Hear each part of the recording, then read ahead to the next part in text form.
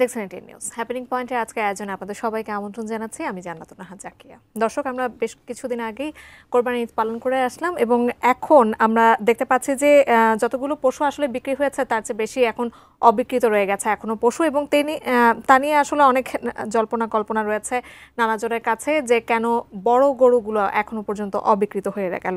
এ নিয়ে আমরা আজকে কথা বলবো আমাদের অতিথির সঙ্গে। মোহাম্মদ আব্দুল কাইয়ুম, ব্যবস্থাপনা পরিচালক, কাইয়ুম অ্যাগ্রো প্রাইভেট লিমিটেড থেকে আজকে আমাদের সঙ্গে উপস্থিত আছেন। আপনাকে স্বাগত জানাচ্ছি আমাদের আয়োজনে। ধন্যবাদ। আসসালামু আলাইকুম। ওয়ালাইকুম আসসালাম। আমরা শুরুতেই আপনার কাছে বলতে চাই এবং একজনের মন্তব্য আসলে আপনার কাছে শুরুতেই কোট করতে চাই। মৎস্য প্রাণী সম্পদ উপদেষ্টা ফরিদ আক্তার ইতিমধ্যে বলেছেন যে রাজনৈতিক কারণে এবার বড় গরু বেশ কম বিক্রি হয়েছে এবং এখন পর্যন্ত 1,25,00,000-এর মতো সাপ্লাই ছিল আমরা যতটুকু জানতে পেরেছি তার কাছ থেকে। এখন পর্যন্ত 27 থেকে 28 লাখ পশু এখনো পর্যন্ত অবিকৃত হয়ে গেছে এবং আমরা শুরুতেই যেটা আমাদের দর্শকদেরকে বলছিলাম যে বড় গরুগুলো অবিকৃত রয়ে গেছে, কারণটা আসলে কি? অ্যাকচুয়ালি উনি যেটা শেয়ার করছে যে রাজনৈতিক কারণে, এবং আমিও শুনছি প্রায় 1,25,000 ছাগল গরু মিলে সব কিছু মিলে মহিষ মিলে, সেই ক্ষেত্রে 97 সামথিং কোরবানি হয়েছে। তার মানে প্রায় 28 লাখ সামথিং রয়ে গেছে। বড় গরুর যে ব্যাপারটা উনি অলরেডি যেহেতু রাজনৈতিক একটা ইস্যু কথা বলছে, আমাদের যে প্রাণী সম্পদের যে উনি যে, আমার কাছে জিনিসটা অ্যাকচুয়ালি আসলে বড় গরুর ব্যাপারটা যেহেতু একটা শ্রেণী অনেকেই নেয়, অনেকেই ছিল না মাঠে, এতে ছিল না, তো কোরবানির ক্ষেত্রে এটা এফেক্ট করাটাই স্বাভাবিক। কারণ বড় গরু সবাই স্বাভাবিক, যার কাছে ওরকম উদ্বৃত্ত টাকা থাকে থাকে সেই কোরবানিটা দিবে। একটা বড় গরু 10 লাখ 5 লাখ বিভিন্ন ধরনের, সেই ক্ষেত্রে সবাই তো আর বড় গরু দিতে পারে না। আর আমাদের দেশে বড় গরু কিন্তু কোরবানি এত বেশি হয় না।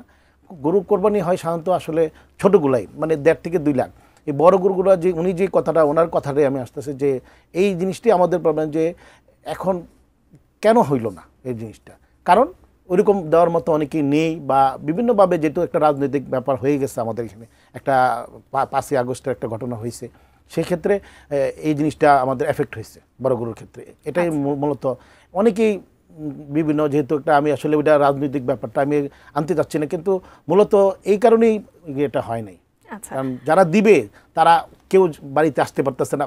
আপনারা যে জিনিসটা বুঝতে পারতেছেন যে এই কারণেই জিনিসটা অনেকেই মামলা টামলা আছে অনেকের নামে। আরেকটা শ্রেণী যারা এটাতে দুইটা ঘটনা হয়েছে, যেহেতু 5ই আগস্টের পরে যে ঘটনাটা, এই জন্যই বড় গরুটা আসলে অনেকে দেয় নাই। আচ্ছা, তিনি তো আসলে উপদেষ্টা, তিনি তার মতাদর্শে বলেছেন এবং তার দৃষ্টিকোণ থেকে বলেছেন। আপনি যেহেতু একজন খামার ব্যবসায়ী, আপনার কাছ থেকে আসলে আমি জানতে চাচ্ছি আপনার মতামত বা আপনার দৃষ্টিকোণটা কেমন? আমার মতামতটা যে যেহেতু আমি কিছু ফেস করছি, আমি একজন খামারি, আমার কাছেও অনেক বড় গরু ছিল। আমরা তো আসলে এত ছোট গরু পালি না, কম পালি, বড় গরুই বেশি পালি, মহিষ পালি। আমার সারা বাংলাদেশের মহিষের জন্য আমাকে চেনে আলহামদুলিল্লাহ। তা এখানে আমি জিনিসটা দেখলাম যে আমারও কিছু মহিষ রয়ে গেছে। যারা কোরবানি দিত প্রতি বছরই 5 লাখ 7 লাখ দেয়া, 6 লাখ, মানে বিভিন্ন ধরনের 4 লাখ 5 লাখ দিয়ে মহিষ কোরবানি দিত, এদের মধ্যে 60 থেকে 70% আসে নাই। এইটা এফেক্টটা সেম ওই ঘটনাটাই আমি যেটা বললাম। বড় যারা দিত তারা আসে নাই, কারণ তারা কেউ বিভিন্ন কারণে নেই, উপস্থিত নেই। আচ্ছা, এখন যে গরুগুলো আসলে অবিকৃত রয়ে গেছে, আমরা যেটা বলছিলাম 27 থেকে 28 লাখ পশু এখনো পর্যন্ত অবিকৃত রয়েছে, এই পশুগুলোর কি হবে? এটা এখানে যারা প্রান্তিক যারা খামারিরা, তাদের ক্ষেত্রে এটা একটা বড় ঝামেলা হবে এবং তাদের একটা কষ্ট এবং বাজে একটা সময় আসতেছে তাদের জন্য। কারণ এটাকে আরেকদিন আরও যদি 1 বছর খাওয়ানো হয়, তার কস্টিং সে এটা কাভার করতে পারবে না। আর যারা প্রান্তিক তারা কিন্তু এত অ্যামাউন্ট নিয়ে একটা রিজার্ভ কোনো ফান্ড থাকে না। যাদের সামর্থ্য আছে, আমরা ইচ্ছা করলে আল্লাহ চাইতো একটা ব্যবসা নয় আরেকটার থেকে আমি কিছু নিয়ে আসে আমি এটাকেই করতে পারবো, সাপোর্ট দিতে পারবো। প্রান্তিকটা এই জিনিসটা পারবে না, তাদের জন্য এটা। এবং কষাই কাছে যখন আপনি বিক্রি করতে যাবেন, তখন ওই গরুটা, যে বড় গরুটা, সে তার কষাই মূল্য ওই বড় গরুটার মূল্য না, কষাই মূল্য কিন্তু এটা না। কষাই মূল্য কিন্তু অন্যরকম। কষাই মূল্য আপনার যখন কষাই কাছে যাইতে বলে, এখন যে সময় ঈদের যেহেতু 2 মাস 2.5 মাস পরে গরুর চাহিদাটা বাড়বে, সেক্ষেত্রে আপনি যদি এখন কষার কাছে কষাই 500 টাকা কেজি বলবে না, তাহলে তার পুরাই লস হবে, তার জন্য এটা খারাপ হবে। এর জন্যই বড় গরু প্রান্তিকদের জন্য পালা অনেক টাফ। আচ্ছা, এর আগের যে ঈদগুলো ছিল কোরবানি ঈদ এবং এই বছরের কোরবানি ঈদের মধ্যে আপনি পার্থক্য কিভাবে করবেন? এই বছর কোরবানি ঈদের যে পার্থক্যটা, এই বছর কোরবানি যেহেতু এক হইলো কম হয়েছে, গরু কিন্তু পালছে সবাই, গরু বেশি পালছে। এবং এই বছর যে জিনিসটা একটা হয়েছে দেখেন আপনি, এটা অনেকেই জিনিসটা যে এই বছর 1 থেকে 1.5 লাখ 2 লাখের নিচে যে গরুগুলা প্রচুর হিউজ ডিমান্ড ছিল, কিন্তু প্রান্তিক যারা বড় গরু পাচ্ছে তার জন্য সমস্যা হয়েছে। আমার এলাকায় আমরা যেই গরুটা, আমি গ্রামের থেকে কিছু গরু কিনছি, আমার যেহেতু গ্রামে কোরবানি দেই, সেই আমি যে ঈদের লাস্ট বাজারের আগের বাজারটা যে গরুটা কিনছি 1.5 লাখ টাকা, ঈদের আগের দিন যে বাজার ছিল সেই বাজারে এই গরুটা 2 লাখ টাকা বিক্রি হয়েছে। 50,000 টাকা পার গরুতে বেড়ে গেছে, কারণ গ্রামে গরু নেই। আমি চান রাত্রে গাবতলী আসছি দেখার জন্য হাটের পরিস্থিতি, তখন আমি দেখলাম যে গাবতলীতে একটা রিউমার হয়েছে কোনো কারণে যে গরু শর্ট। যে হারে গরু গাবতলীতে ঢুকছে, আপনার 300 ফিট খামারে বাজারে গরু নেই, ডিয়াবাড়ি উত্তরা গরু নেই, তারপরে আরও অনেকগুলো হাটে ঢাকা গরু নেই, অথচ গরু গাবতলীতে। এই যে গাবতলী কেন্দ্রিক যে হচ্ছে, এটা আমাদেরকে বড় এফেক্ট হচ্ছে। কারণ বাংলাদেশের সব জায়গাতে চলে আসে গাবতলীতে গরু বিক্রি করুক। গাবতলীতে কি এতই বড় যে সব গরু কন্ট্রোল করতে পারবে? তখন কি এখানে একটা ধস নামে বিরাট, এই গরুগুলা তারা বিক্রি করতে পারে। কারণ আমার গ্রামে একটা গরু আমি 1.5 লাখ টাকার গরু 2 লাখ টাকা বিক্রি হয়েছে। তাহলে চিন্তা করেন, যে গরুটা বেশি সে তো লাভ আরও বেশি পাইলো, কিন্তু যে আশায় গাবতলী নিয়ে আসছে সে কিন্তু ধরা খাইলো, সে কিন্তু লাভ না। এটা বিরাট এফেক্ট করছে গরুগুলা সঠিক জায়গায়। ছোট গরুগুলা সারা বাংলাদেশে এবং সবসময় 1 থেকে 1.5 লাখের গরু সারা জীবন ডিমান্ড থাকে। আমি মনে করি প্রান্তিকদের বলবো সবসময় আপনারা বড় গরুগুলা কম পালেন। আপনি পালার পরে চিন্তা করবেন আপনি কোথায় বিক্রি করবেন। গরুটা বিক্রি করার জন্য যদি গাবতলী আসতে হয়, তাহলে সবাই যদি গাবতলী আসে, তাহলে গ্রামের যে গরু কোরবানি হয়, গ্রামে তো কিছু বড় গরু কোরবানি হয়, ছোট হয় সবে, তাহলে ওই বাজারটা তো অনেক হাই হয়ে যায়, যেটা এই বছর হয়েছে।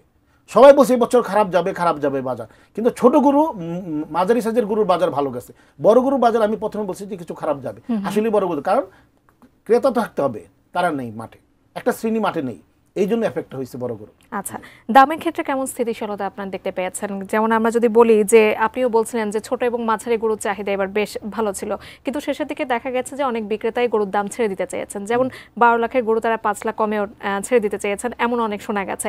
এই প্রশ্নের উত্তরটা আমরা আপনার কাছ থেকে নেব, তবে তার আগে হ্যাপেনিং পয়েন্টে দর্শক একটা বিরতি নেবার সময় হয়ে গেছে, একটা বিরতির পর ফিরছি, আমাদের সাথেই থাকুন।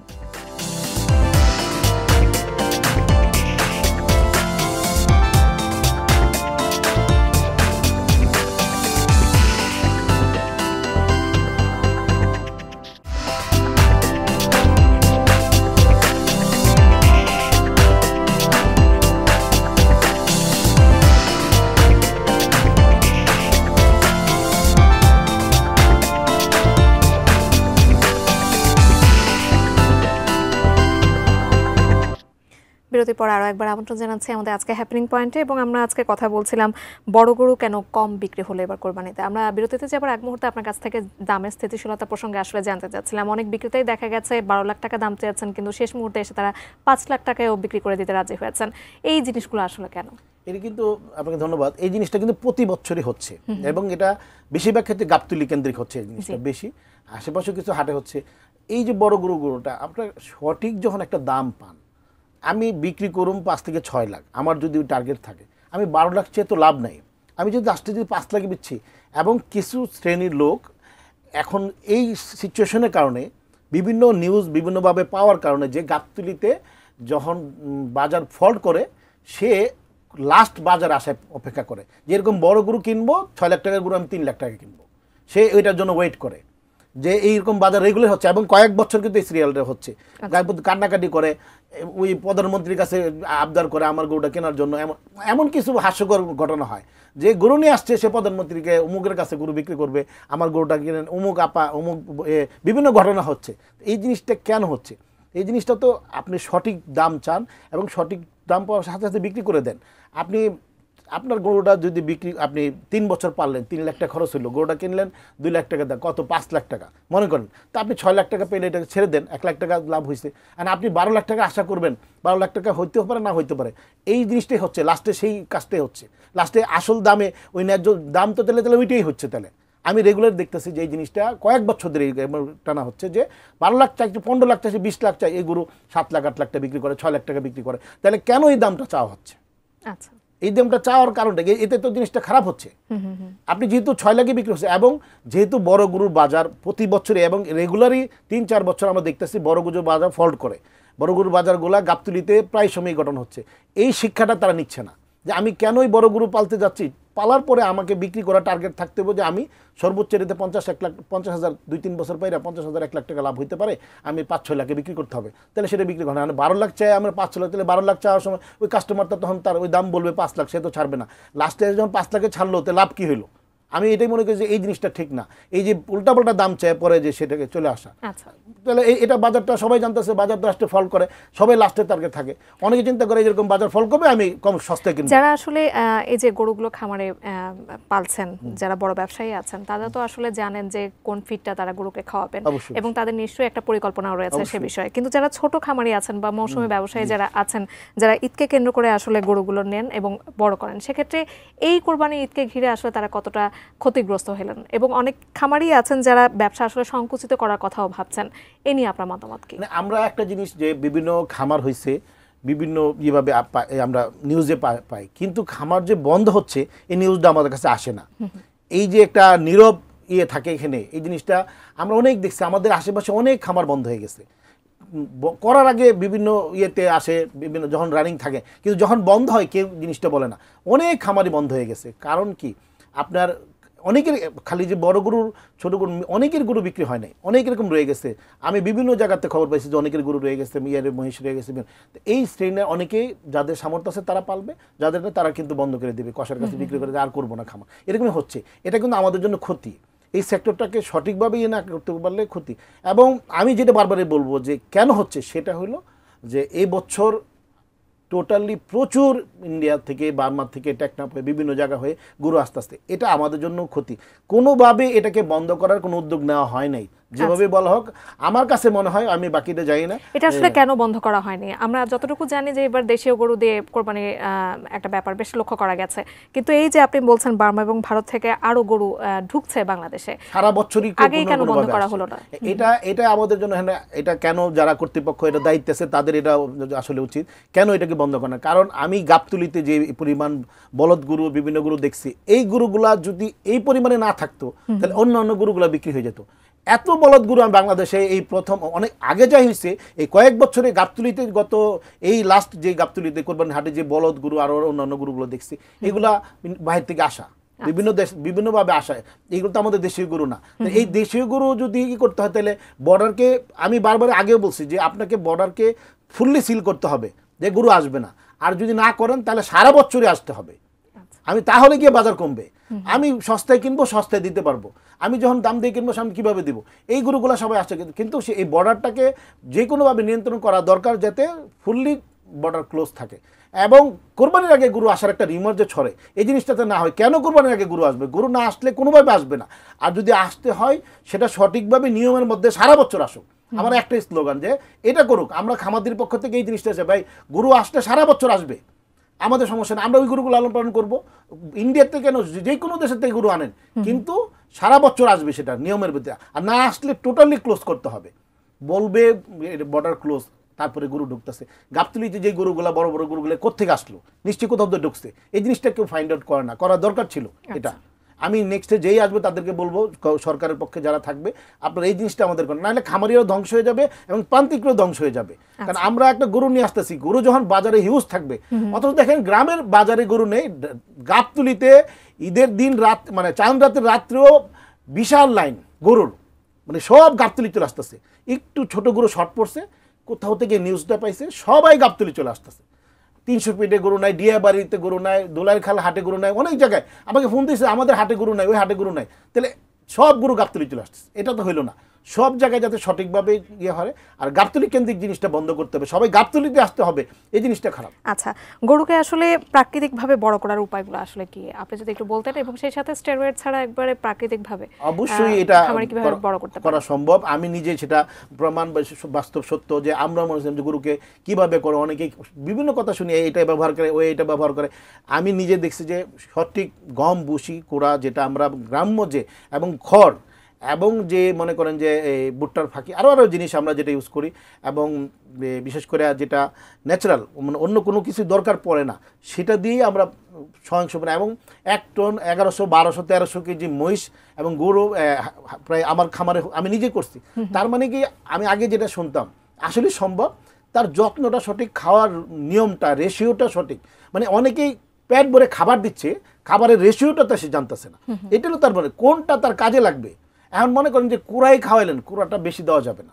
কিছু কিছু জিনিস আছে, ভুট্টার ফাঁকিটা অনেক সময় কাজে দেয়, এটা দিতে হবে, কিন্তু পরিমাণ ব্যাপার, মিক্সিংটা অনেকে জানে না। পেট ভরে খাওয়াচ্ছে, বিশেষ করে পানি খাওয়া পেট তার বিশাল বাজে একটা অবস্থা গোটা হচ্ছে।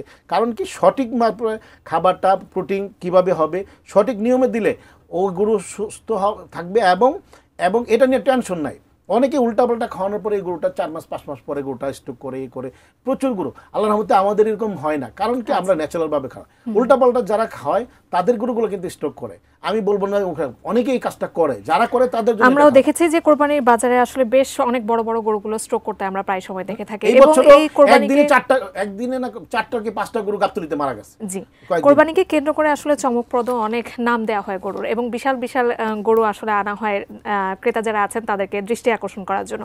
এই যে ভাইরাল হওয়ার যে ব্যাপারটা, সেটা আসলে আসল যারা ক্রেতা তাদের মধ্যে কেমন প্রভাব ফেলে? আসলে অনেকে এটা পছন্দ করে, এটার নাম কি আছে, এটা একটা জাস্ট একটা, আমি আমার যে মহিষের একটা শেরখান যেটা 1200 কত, এবার এটা হয়েছিল 1200 কত কেজি জাফরাবাদী একটা মহিষ, সেটা শেরখান নাম দিয়েছে। আসলে আমরা দু একটা নাম দিয়ে থাকি, হ্যাঁ বিক্রি হয়েছে।